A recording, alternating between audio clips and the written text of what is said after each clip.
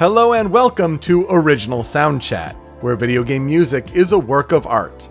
On each episode, it's our goal to help you learn about two soundtracks from the world of games, as well as the people, stories, and critical tracks behind them. My name is Peter Spezia, and we're brought to you by Anonymous Dinosaur and Rhymes with Asia. It's time to appreciate great OSTs in the games that they come from without getting too bogged down in music theory. Our game this week on this solo episode is the gritty São Paolo sequel for the third-person shooter franchise that is famous for its diving bullet time action gameplay, 2012's Max Payne 3. Yep, solo episode this week.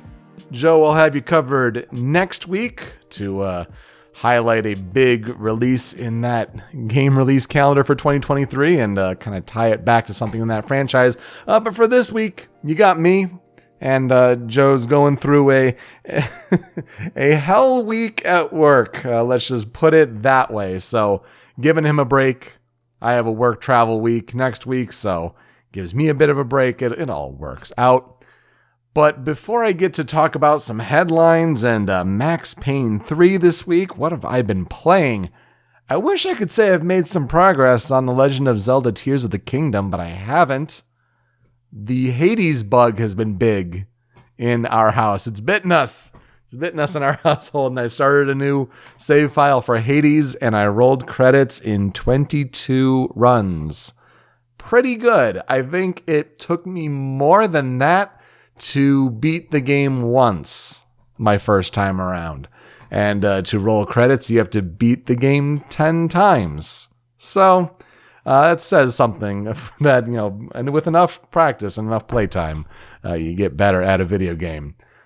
But before we get to talking about Max Payne 3, it's Summer Game Fest. It's not E3, and so let's run through some headlines that involve composers that we've talked about on the show before.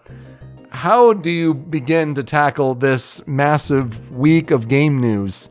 Well, I guess let's start with Keighley Fest. Jeff Keighley's Summer Game Fest presentation. Some highlights there include Sonic Superstars, a new 2D Sonic game. They confirmed that Jun Senoue is heading up the soundtrack to that, or he's at least leading the team, because T. Lopes is also contributing music to that soundtrack.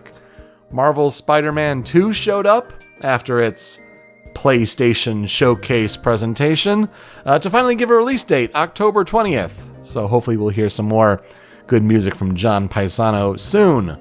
And then ending the show with Final Fantasy VII Rebirth, Remake 2, essentially, Part 2 in the 3-part trilogy that will surely end with a game called Reunion at this point, right?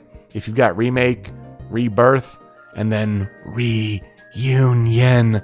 I figure that's going to happen at some point, but early 2024 on 2 discs. After the clear runaway winner of the best of 2020 for music on this show. I can't wait to hear more music from that team. It's going to be fantastic. After that presentation was the Day of the Devs, where if you listened to our Chicory episode a few episodes ago, you remember us saying, hey, the Chicory devs, led by Greg Lobanov, they're going to be announcing their new game at this Day of the Devs presentation. And it turns out it's called Beastie Ball. It's a turn-based volleyball RPG. It's coming out in 2024. You can have these different bonds with these different animal friends. Are they teammates? Are they rivals? And music is, of course, done by Elena Rain. So looking forward to that. She even spoke in the presentation on the game. It was super cool to see. The Xbox show, the Xbox Showcase also happened. Not a surprise when Persona 3 Reload and Persona 5 Tactica leaked a couple days early.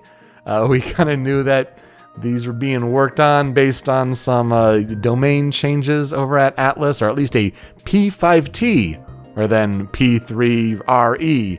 But then Persona 3 Reload, early 2024. With new music from Lotus Juice slapping in that trailer, or at least Lotus Juice performing. That's super awesome. And then Persona 5 Tactica, no confirmation on the composers there, but the graphics at least looked a bit in between Persona Q and Persona 5. Like, this is kind of weird chibi-like setup. It's a turn-based tactical RPG. I almost hope it's a little more Mario plus Rabbids, maybe more than like an XCOM or Fire Emblem, let's say, but we'll see how that turns out. I'm sure the Atlas team, more Persona music, always a good thing. And of course, Lini Izumi with the vocals in that trailer. Star Wars Outlaws was probably one of the big highlights from the Xbox show, and then it was eventually shown more at the Ubisoft Forward conference. No word yet on who's doing the music, but it sure sounded Star Warsy, especially in the gameplay demo at Ubisoft. And so I wonder if maybe Gordy Hobbs involved, or was he too busy, finishing up with Jedi Survivor? We'll have to see. No confirmation there yet. Sea of Thieves has a Monkey Island crossover. And so Robin Beanland was talked about before on the show before, and he said he's honored to work with some of those classic melodies from Monkey Island.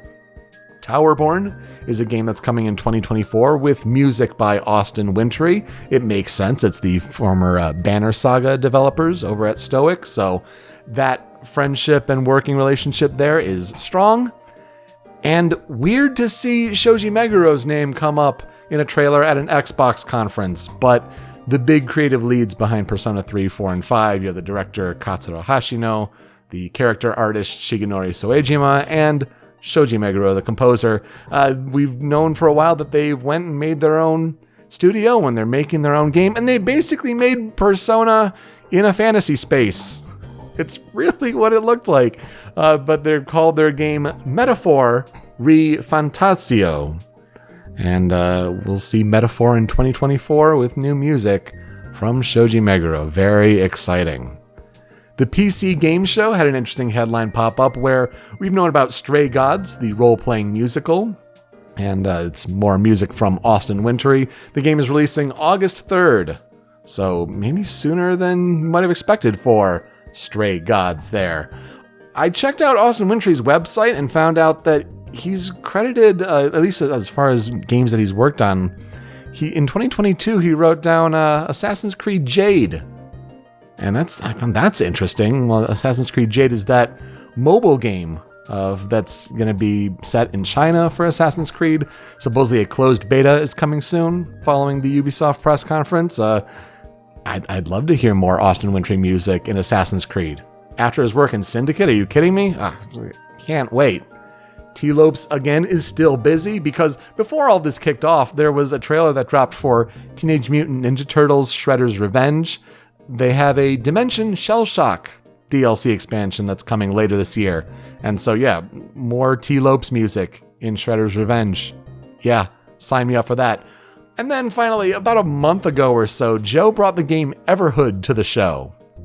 And Everhood 2 just got announced. It's coming early 2025. Maybe we'll hear more music eventually from Chris Nordgren, but it just sounds like development has begun. Everhood 2 was not something I had on this bingo card for, just in the midst of all the news going on. As I'm recording here, there's still the Capcom showcase to happen. There's mutterings about how Nintendo changed their Direct website, and usually that happens when a Direct... Hey, maybe by the time this episode is out, Nintendo's announced a Direct. Who knows?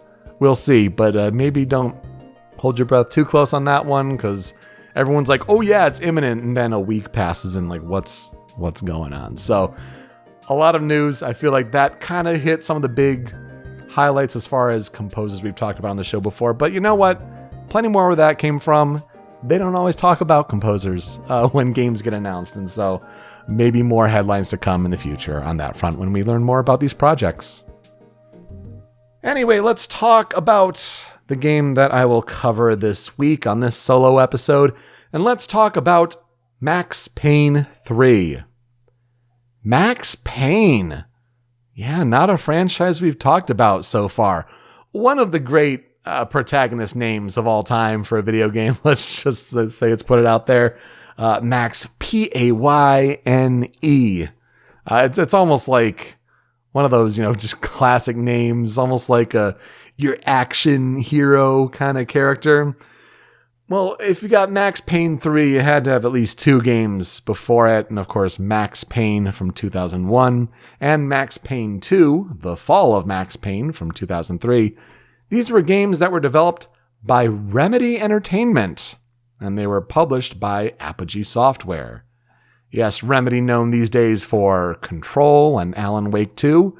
Yeah, they developed the original Max Payne games, though development of the console versions of the Max Payne games, originally done on PC, the console versions would be done by Rockstar Games.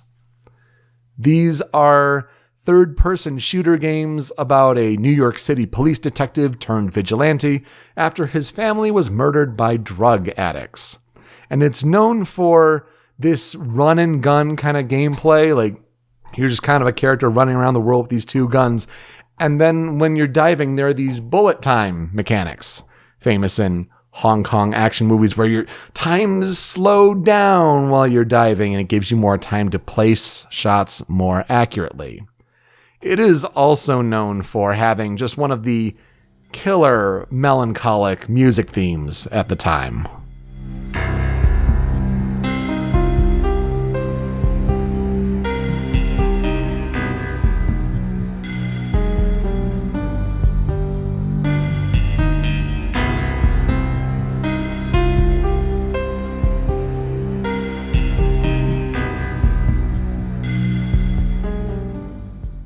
The Max Payne games were written by Sami Järvi, or he's better known today by his pen name, Sam Lake.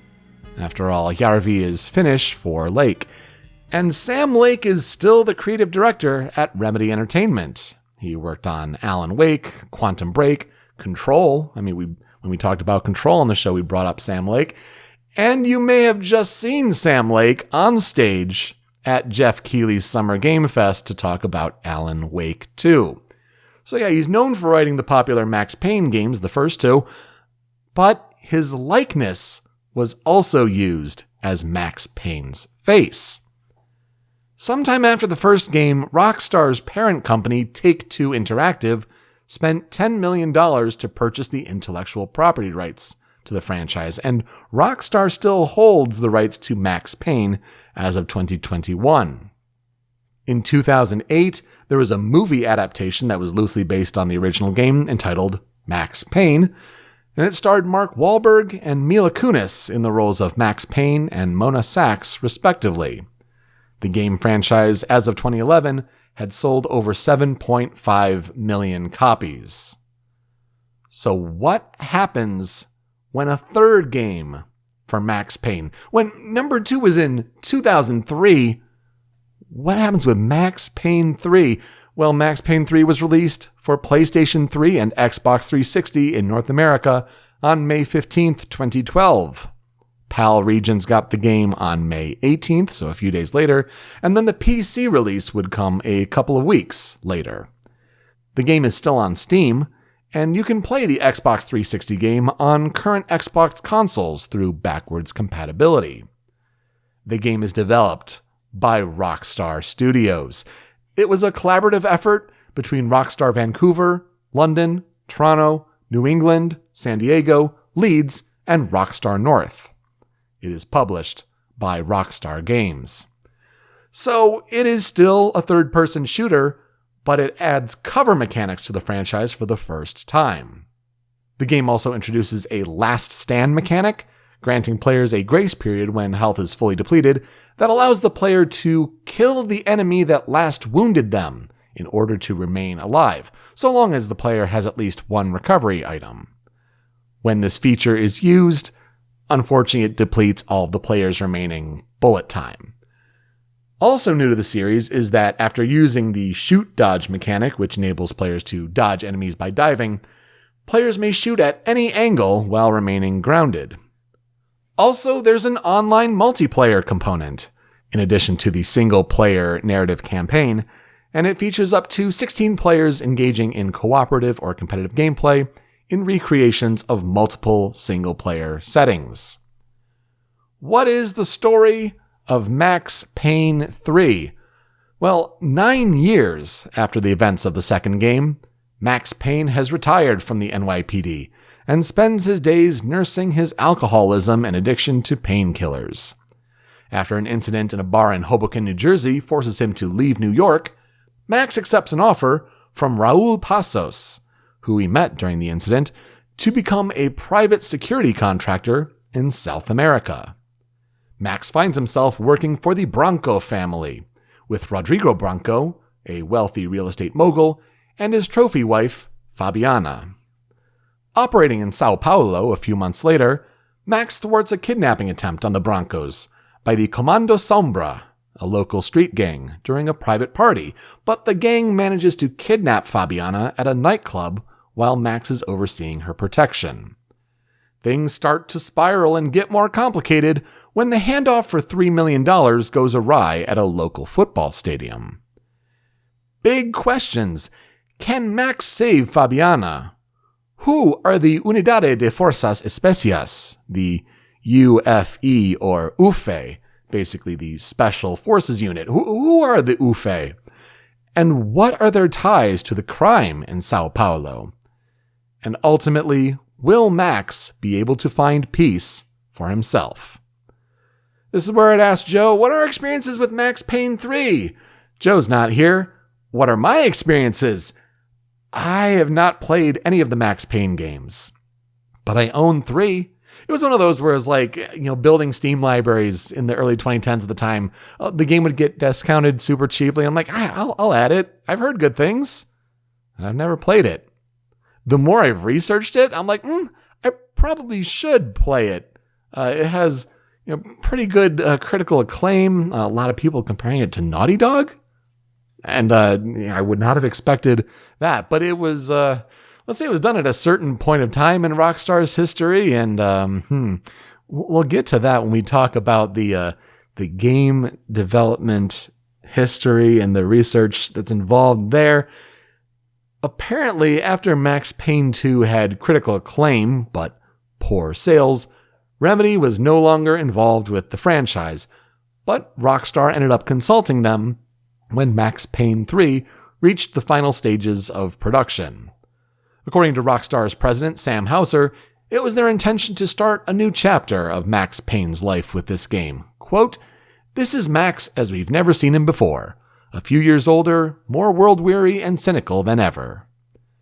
The team wanted to ensure that the vibe, culture, police, weapons, and every element of São Paulo was as authentic as possible. The research team visited São Paulo several times and went to lengths researching the local gangs, police, and special forces, including each group's choice of equipment and firearms. The fictional UFE resembles Brazilian special police units such as BOPE, and the company suggests that fans of the game should watch the 2007 Brazilian film Elite Squad, or the film is titled in Brazilian Portuguese Tropa de Elite. The developers note that people should watch the film for especially, quote, "the intense sequences of BOPE soldiers carefully raiding favela war zones and caught in deadly shootouts versus heavily armed drug dealers and lookouts who wield assault rifles and Uzis as part of everyday life." The lead writer on the game, Dan Houser, said, quote, "Basically, we have been meaning to start Max Payne 3 for a while, but we have limited bandwidth and limited studios, and more games to make than we've started. So suddenly, it was a good slot." The game was originally intended for release in late 2009, but it just kept getting delayed internally. The debut trailer for the game was released on September 14th, 2011, with a planned March 2012 release date, and that would get pushed a couple of months in January 2012. Sam Lake, the writer for the first 2 games, was too busy working on projects for Remedy's partnership with Microsoft at the time, so he was nowhere to be found writing this game's narrative. But because of that consultation near the end of production, he was able to at least comment that the game would, quote, "maintain its dark and gritty origins," and that fans of the series would be in for a surprise. Max Payne 3 was Rockstar's biggest and boldest marketing effort thus far at the time. Highlights of the campaign included prominent TV spots during the 2012 UEFA Champions League final and other mainstream programming, as well as outdoor campaigns. Found that interesting as the 2023 UEFA Champions League final just wrapped up several days ago. The game reviewed very well, with a Metacritic average of 87 on PC and PS3, 86 on Xbox 360. Reviewers praised its story, gameplay, and action, but were critical of the sharp departure in tone and style that defined the original games. People found it kind of controversial how it retconned Max's character development at the end of Max Payne 2, apparently. And it was also met with mixed reception from Brazilian reviewers, who found the depiction of the local culture stereotypical, as well as they thought some of the Portuguese translations were questionable. The game sold 4 million copies in its first year of release. That seems pretty good, but not sure what the standard is for Rockstar there. It was nominated 4 times at the Spike Video Game Awards for Best Shooter, Best Song in a Game, Best Original Score, and Best Performance by a Human Male. It was also nominated by a variety of outlets for Best Shooter or for Game of the Year, but it won Best Animation at the Inside Gaming Awards for 2012. There would be multiple packs of downloadable content for the online multiplayer mode that would be released throughout 2012. These would eventually become free in an update for the PC version in 2021. But what would happen for Rockstar Games the next year, in 2013? Oh, yeah, 2013 was when Rockstar released a little game called Grand Theft Auto 5. So it's not that Max Payne ever needed a sequel, especially narratively speaking, but GTA 5 changed everything for the developer going forward, with a little bit of Red Dead Redemption 2 sprinkled in there. And as there are all hands on deck for the eventual announcement and release of Grand Theft Auto 6, I would not expect a Max Payne 4 anytime soon, or maybe ever. But there is some good news for the franchise, because on April 6th, 2022, Remedy Entertainment announced that a remake of Max Payne and Max Payne 2 is in development, in a development agreement with Rockstar Games. It's still early, there's no planned release window yet, but the 2 games are planned to be released as a single title. So Max Payne gets to live on one way or the other. A good remake from the ground up, especially. You want Remedy working on a game. They're killing it with Control. Alan Wake 2 looks awesome. Let them tackle Max Payne again. Get Sam Lake back on Max Payne. I should have mentioned in my experiences with Max Payne 3, my biggest experience with the game is actually with its soundtrack. See, on different internet radio stations, like say Pandora.com, when they try to tackle like a video game music channel, I've heard a couple tracks from this soundtrack, and obviously it's well regarded. And you know what? It's one of those things where I had Max Payne 3 scribbled down. It's like a game to eventually talk about on the show. Like it's got that soundtrack pedigree. And that's because of composer Health. Health is a noise rock band based out of Los Angeles. They are also associated with other genres such as electronic, experimental, and industrial rock. Health is made up of members Benjamin Jared Miller, Jake Dusick, and John Famiglietti. Jupiter Keys is a former member, but he's no longer with the group as of 2015. Their music has been described as having, quote, artfully crafted noise and raw synth, haunting monotone vocals, and drum skills that are borderline insane. The band's unusual sound can be partially credited to the use of a distortion pedal that they call a zoothorn, which is a permutation of a microphone running through guitar effect pedals to an amp, featuring an occasional atonal sound without a symmetrical structure. Health was created after its members agreed that the name should be an everyday word. After they reviewed a long list of terms, Health was the only one not taken. Health is currently rounding out a tour in Australia, and then they're picking back up in Europe in August.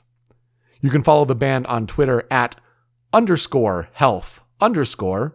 Their website is at youwillloveeachother.com, and that's the same for their Bandcamp, youwillloveeachother.bandcamp.com. Health has made 6 studio albums and 5 remix albums, but their music has been featured in several games. Their big work is Max Payne 3, like composing and performing. Like that's their tour de force as far as game soundtracks go. But they've also worked on Grand Theft Auto 5. They contributed the track High Pressure Dave for the original soundtrack. And then they were the composer for the GTA Online Arena War feature update. Their song New Coke was featured in 2015's Need for Speed. And the song Major Crimes was featured in Cyberpunk 2077 as a diegetic radio track. They are also contributing their new track Hateful, which just got released on Bandcamp in April 2023, to the upcoming indie first-person shooter platformer game Ultra Kill, which is a game that's still in early access. So for Max Payne 3, the music was all composed and performed by Health.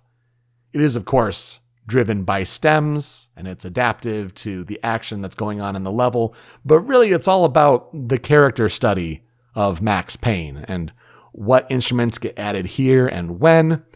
Ian Pavlovich, music director of Max Payne 3, said, quote, "We wanted to give Max a sound that is really an identifiable sound, and Health as a band has an incredible sense of who they are and a very strong identity.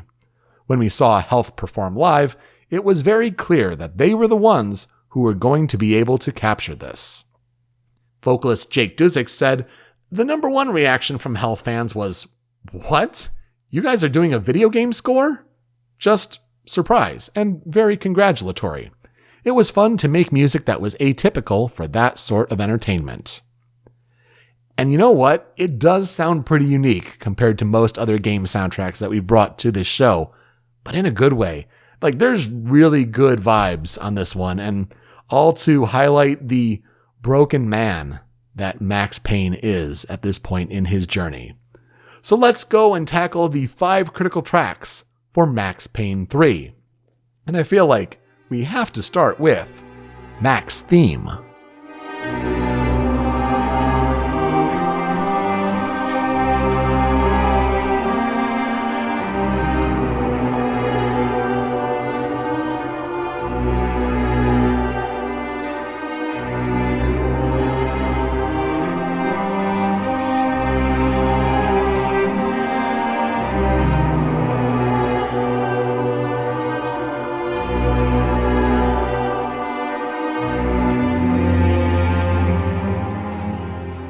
Apparently this plays during the opening sequence for the game, and it makes sense. After all, it's a take on Max Payne 2's cello version of the classic theme. You do hear it in the background here. Now this is kind of more like the swell, like more of the instrumentation coming in near the end. The piece starts out with just the cello going this da da da da da da da da da. Like it's that classic melody from that piano lick from the classic Max Payne theme. But yeah, I guess in Max Payne 2, it's more done on a cello. This is just a bigger, more orchestral interpretation of it as opposed to the midis of way back when in the early 2000s. So nice to hear here, and just it's kind of setting up where we were because the soundtrack is going to get more electronic, more noisy, more of that Zoothorn instrument coming in there. But this is a good example of like, let's start from where we were, and then we're going to kind of crank it up to our vision. And I think it's just a good way to, take the classic, but this is a more modern interpretation on it. Number 2 on the Critical 5 tracks from Max Payne 3. This is the first track I ever heard from the game on that old Pandora video game music channel, and this is Shells.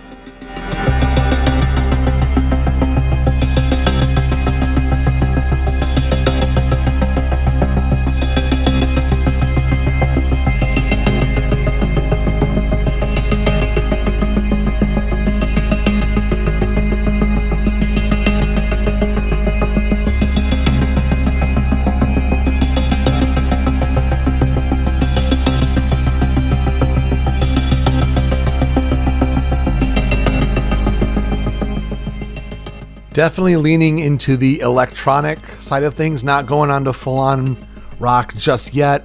But man, this song really takes me back to when I heard music on internet radio, alongside music from the original Assassin's Creed and Mass Effect 2, and just other music, Diablo even. It's like music from the late 2000s, early 2010s. And also, I think another game that was, kind of played around that time, Deus Ex Human Revolution. And I feel like this song would fit right at home in Deus Ex Human Revolution. Similar vibes of the dunkin and going on the synth there. Just gives you kind of a creepy vibe about this one.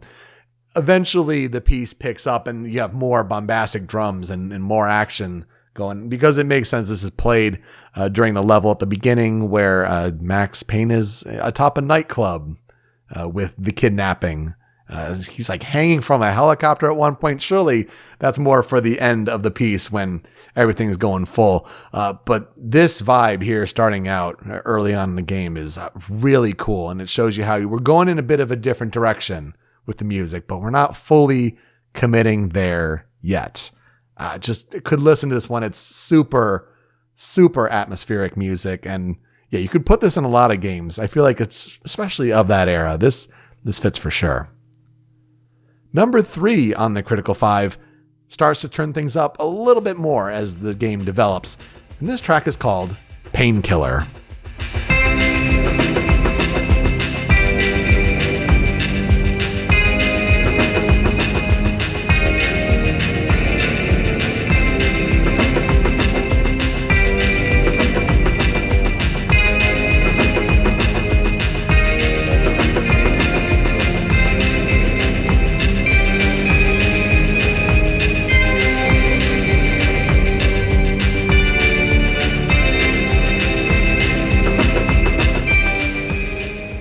Definitely hear some neat percussion things going on in this piece, and also some melodic things too with the electric guitar. I wonder if it's done some Zuthorn processing in that one as well, but it's at the very least some heavily distorted electric guitar notes there.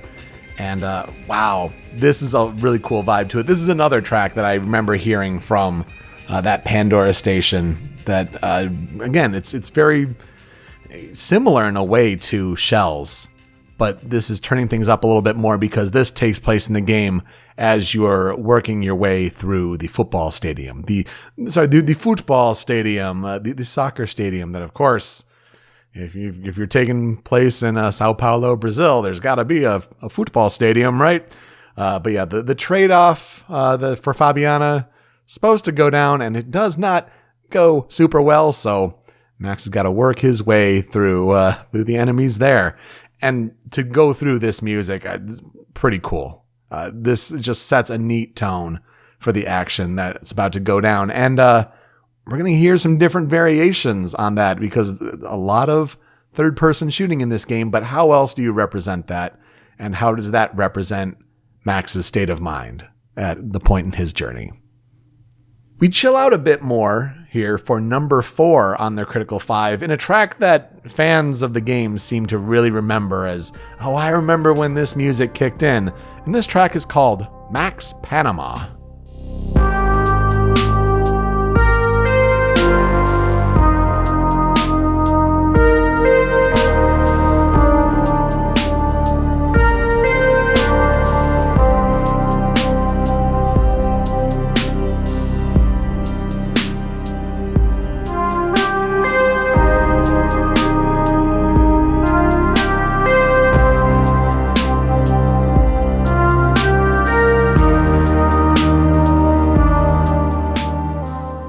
The more I hear this music, the more I think about other games since 2012.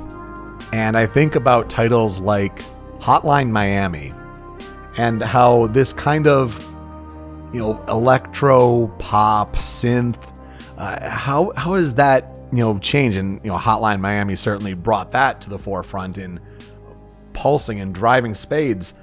But before that game and how revolutionary it was, this must have been, the peak at the time, because for the violent action that takes place in the game, for Max to go to Panama at one point during the story, and for all of the action that's taking place at this point in the narrative, you have this pretty chill out piece. And I think it's that dichotomy that really stands out with fans. Not only is it just a really chill song to listen to, but it maybe just shows the professionalism and the kind of level-headed nature that Max is at while he's doing these, just tearing through people. Honestly, it's such a cool song. Really reminds me a lot of synthwave, but it was worth pointing out because this is a track that, fans at least saying, oh yeah, I feel like this one's got to be in the Critical 5. And while it's not as intense as some of the other pieces, especially Shells and Painkiller that I remember listening to and associating with this game, this is one that was pointed out for being kind of on that opposite end of the spectrum there. Could not talk about Max Payne 3's soundtrack, though, without bringing up this song, and it'll be a way to round out our Critical 5 for the game. This, of course, is Tears.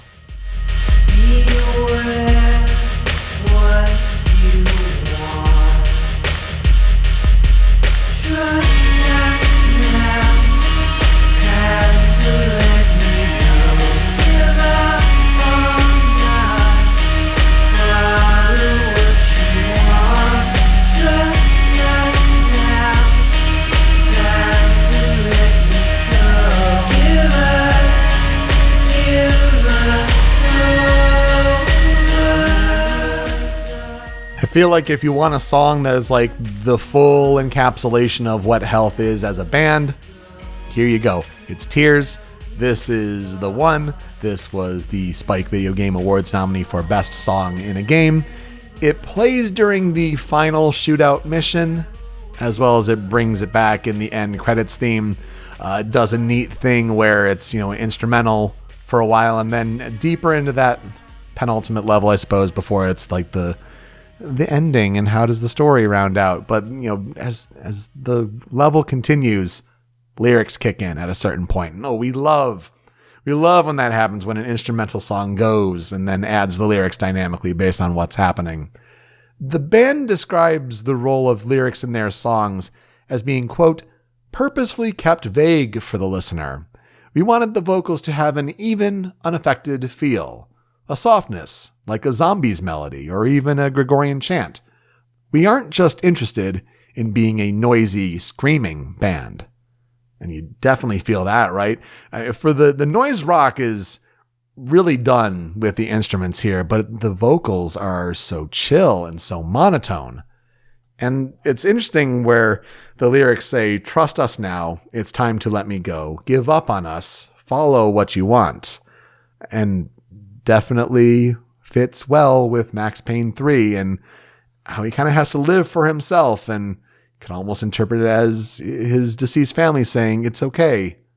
You go and live for yourself. Like, it's okay. You can remember us, but, in a way, trust us. It's time to let us go. Give up on us. Yeah. Wow. So this is definitely the song for fans and for the industry to recognize this soundtrack. But that's if you had to distill it to one, right? But of course, the whole experience just adds so much more and so many types of music. For tracks on the cutting room floor, I have two, and we have all the noise and all the instruments coming in for Tears, but one that keeps it easy is here on the cutting room floor for me, and this first one here is called Torture.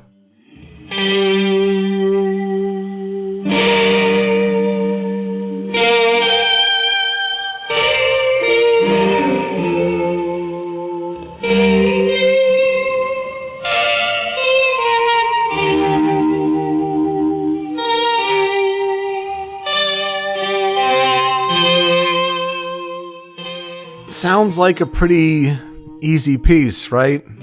Some people refer it to as, quote, the sad cop theme. It's used usually when Max is kind of having one of his monologues and he's really just feeling numb in his own vices.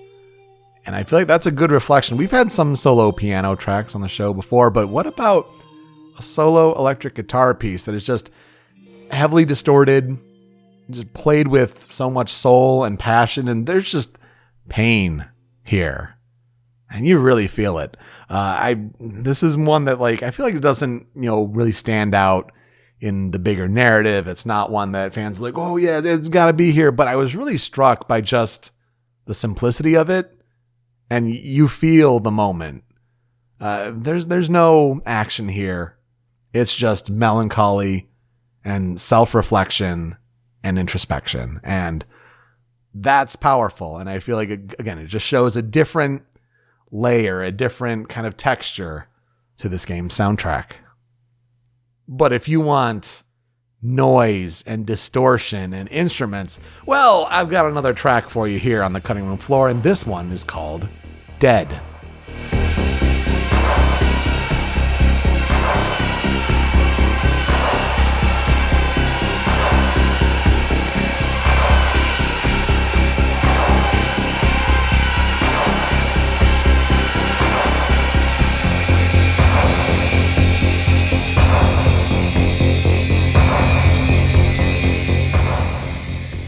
Talk about being tortured by this one. This is a bit of a rough listen, but you know what?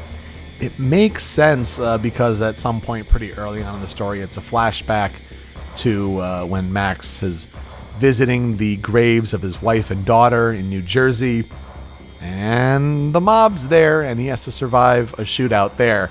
And this is kind of the aftermath of that. And so Max is just being tormented by this sequence. And you're like, what's that sound going on in the background? That's supposed to be the sound of his daughter crying. And the thing with this one is that the band, when they were making this track, they wanted to use, some effect of like the daughter crying as, to show it's weighing heavily on Max's mind. But they had no idea who owned the original crying sound effect. So they went and tried to recreate it from scratch. And when you're throwing that much distortion on it, fair enough, you're not going to really be able to tell the difference. But man, this is haunting and a lot. It's a lot to listen to, but I feel like that's the point.